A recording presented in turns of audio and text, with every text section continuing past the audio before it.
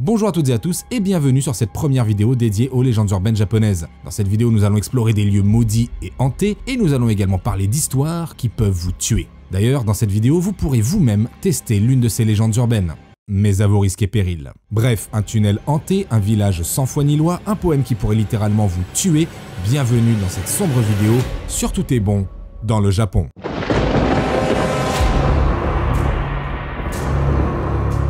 Le tunnel Kiyotaki est une voie à sens unique reliant le nord d'Arashiyama à Saga Kiyotaki. Le tunnel a été construit en 1927 dans des conditions de travail épouvantables. Les ouvriers étaient légalement employés sans percevoir de salaire. Et oui, les mœurs changent, bien heureusement. Beaucoup sont morts dans les travaux et il est dit que leurs âmes seraient restées bloquées dans ce tunnel, le hantant encore de nos jours. D'ailleurs, cette région est tristement populaire, car idéale pour se donner la mort. La forêt y étant très dense et les arbres robustes. Je vous laisse d'ailleurs me dire en commentaire si une vidéo sur les lieux tristement célèbres au Japon pour le nombre de personnes qui s'y donnent la mort vous intéresse. Bonne ambiance. Mais que se passe-t-il si vous empruntez ce tunnel? Eh bien, vous aurez affaire à des esprits qui feront irruption dans votre véhicule, histoire de vous foutre la trouille afin que vous provoquiez un accident de la route.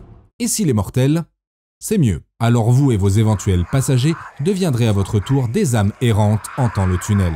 Les esprits peuvent également se balader tranquillement dans le tunnel et un étrange cri de femme peut être entendu provenant des forêts aux alentours. Vous pourrez dans le tunnel ressentir des étourdissements, de la nausée et des maux de tête. Mais ces symptômes pourraient provenir d'un manque de ventilation dans le tunnel et de l'accumulation des gaz de pot d'échappement. Et si les fantômes ne vous effraient guère, prenez garde au miroir caché quelque part dans le tunnel, car si par malheur vous veniez à le regarder, vous mourrez dans d'atroces souffrances. Et là encore, vous rejoindrez les fantômes qui peuplent cet effroyable tunnel. Il est dit également que la longueur du tunnel de Kiyotaki pourrait étrangement varier d'un moment à l'autre de la journée et que les feux de circulation situés à l'extérieur du tunnel pourraient passer du vert au rouge soudainement, ce qui serait la cause de nombreux accidents. Le tunnel mesure 444 mètres de long. Et vous l'ignorez peut-être, mais le kanji du chiffre 4 et le kanji de la mort ont tous deux la même prononciation. Ils peuvent tous deux se lire « Shi ». C'est pourquoi le chiffre 4 porte malheur au Japon. Alors autant vous dire qu'avec un tunnel de 444 mètres de long, on est sur un level de craignos assez élevé. Enfin, même si on met tout l'aspect surnaturel de côté, le tunnel de Kiyotaki n'en reste pas moins dangereux, de par son étroitesse et la visibilité extrêmement réduite une fois à l'intérieur. Par conséquent, si vous l'empruntez, restez prudent.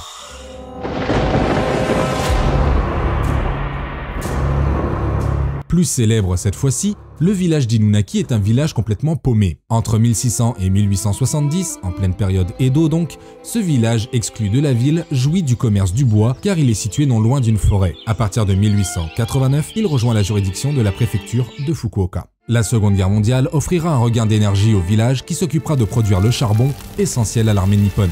Après la guerre, le village continuera le commerce du charbon, ce qui lui permettra de subsister un temps. Mais comme pour tous les villages excentrés, la jeunesse va partir vers la ville pour trouver du travail, impactant ainsi considérablement les commerces locaux qui vont commencer à fermer les uns après les autres. Le gouvernement japonais va ensuite décider de construire un barrage non loin du village d'Inunaki, obligeant ses habitants à déménager vers une autre commune. Cet incident va signer la fin du village. Le village va alors se retrouver complètement inondé, détruisant ainsi l'entrepôt de stock de charbon et le cimetière. Des panneaux préventifs vont être également installés pour dissuader les curieux de visiter le village. En effet, aujourd'hui, le village est très dangereux car la nature y a repris ses droits, de nombreux serpents ont investi les lieux et les risques d'accident sont très élevés. En totale perdition donc, les derniers habitants ont pu ressentir de la frustration et de la rancœur, ce qui a sans doute donné lieu à la légende du village d'Inunaki. Parce que oui, c'est bien une vidéo sur les légendes urbaines, vous vous doutez donc que l'histoire ne s'arrête pas là. En effet, le village d'Inunaki serait maudit et de sombres et étranges événements s'y seraient déroulés. On raconte notamment qu'en ce lieu, aucune loi constitutionnelle japonaise ne s'applique. Inunaki serait donc un village de non-droit où les derniers habitants y auraient pratiqué l'inceste, le meurtre et le cannibalisme en toute impunité. Les appareils électriques ne fonctionneraient pas dans le village et tous ceux qui auraient eu le cran de s'y aventurer n'en seraient jamais revenus. Bref, tout ça c'est du folklore pour alimenter les soirées feu de camp bien entendu, mais toujours est-il que le village a bel et bien existé et qu'il existe toujours. En ruine et abandonné certes, mais il existe. Toutefois ce n'est pas tant une malédiction que les ravages de l'urbanisation qui ont eu raison de lui. Saviez-vous qu'à l'époque au Japon, on pratiquait le sacrifice humain? Le hitobashira consistait à enterrer des personnes vivantes sous des bâtiments de grande envergure, tels des ponts, des barrages, des châteaux, etc. Ce rite permettait d'obtenir des kami, une sorte de dieu japonais, qu'ils ne détruisent pas les bâtiments avec des catastrophes naturelles par exemple. Le château de Maruoka, qui est l'un des plus anciens châteaux du Japon, a eu recours au Hitobashira.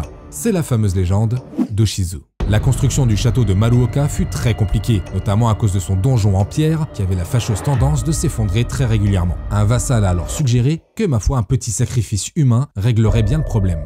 Et c'est Oshizu, une femme borgne du village, qui fut choisie. Elle accepta mais à une condition, son fils devra être fait samouraï. Marché conclu, elle fut enterrée vivante sous le pilier central du donjon. Ce sacrifice, ma foi plus efficace que du ciment, permit d'achever la construction de ce donjon avec succès. Cependant, son fils ne sera jamais fait samouraï. L'esprit en colère d'Oshizu se mit alors à provoquer des débordements du fossé avec les pluies d'avril.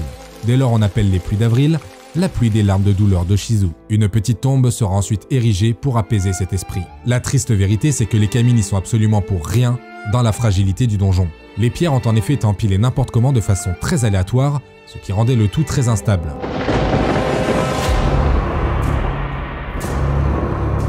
Gozu, outre un film très étrange mais très intéressant de Takashi Miike, est aussi une légende urbaine très rapide à raconter, mais qui vaut le détour. Un beau jour, dans un bus en route pour un voyage scolaire, un prof décide de raconter des histoires terrifiantes à ses élèves pour passer le temps. Mais lorsque vient le tour de l'histoire de Gozu, tête de vache, les étudiants se mettent à hurler et à supplier le prof d'arrêter. Problème, le prof était entré en transe, inconscient et incapable d'arrêter son histoire. Lorsqu'il revint enfin à lui, tout le monde était immobile dans le bus. Le chauffeur comme les élèves s'étaient évanouis et de la mousse recouvrait leur bouche. Quelques-uns n'avaient pas survécu. Les survivants ne se souvinrent jamais de l'horrible histoire de Gozu tête de vache. Malheureusement, personne ne sait ce que raconte l'histoire de Gozu tête de vache. C'est là tout l'intérêt et ça rapproche cette histoire bien des mythes Lovecraftiens. Enfin, la dernière histoire, vous pourrez la tester vous-même, mais à vos risques et périls.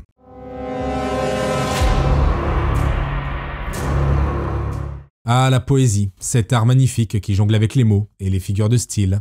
Oh, la poésie, c'est chiant. Et un poème qui aurait le pouvoir de te tuer, ce serait plus sexy? Ah ouais, là j'achète. Eh ben ça tombe bien.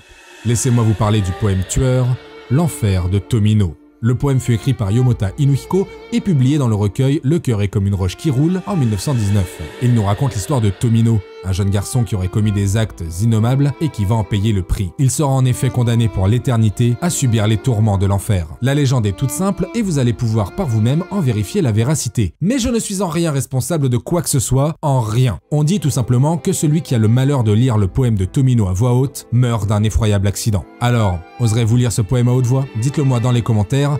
Et bien entendu, je vous mets le poème en version française dans la description. En tout cas, les Japonais sont convaincus que cette rumeur est vraie. L'auteur aurait en effet écrit le poème après le décès de sa sœur ou de son père. Cette histoire vous rappelle sans doute la chanson Gloomy Sunday qui aurait engendré une vague de suicides à travers le monde. La chanson est disponible sur YouTube. Et si tu as regardé cette vidéo jusqu'ici, je t'invite à écrire le mot potiron en commentaire. Sur ce, je te dis à très bientôt pour de prochaines vidéos.